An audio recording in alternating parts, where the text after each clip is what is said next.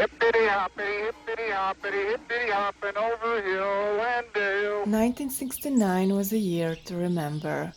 My granddad sold 200 hogs and bought my grandma a sewing machine. She took classes and soon began crafting chic, beautiful outfits.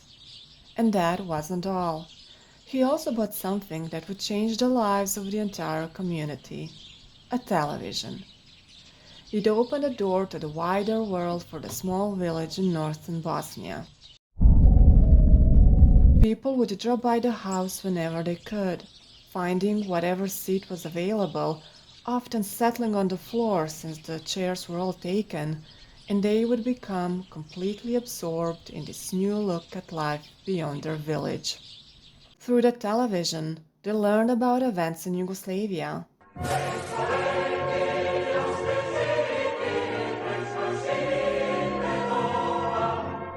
and across the globe. They laughed at Charlie Chaplin and were introduced to the thrilling world of the Wild West and John Wayne.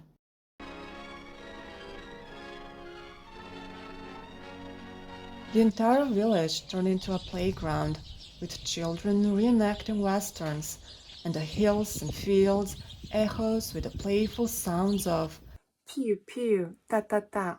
Even a young pregnant woman couldn't resist climbing trees, playing as an Indian or cowboy.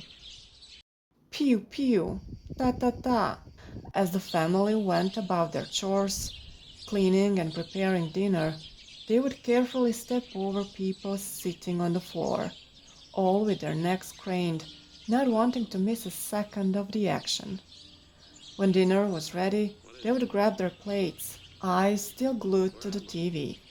The new technology brought not only fascination, but also confusion.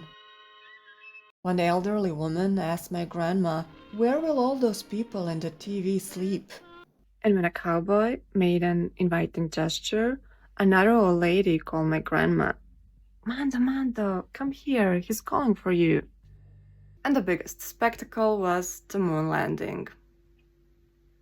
That July, after long days of hard work in the fields, people would gather to watch Andrea on the moon.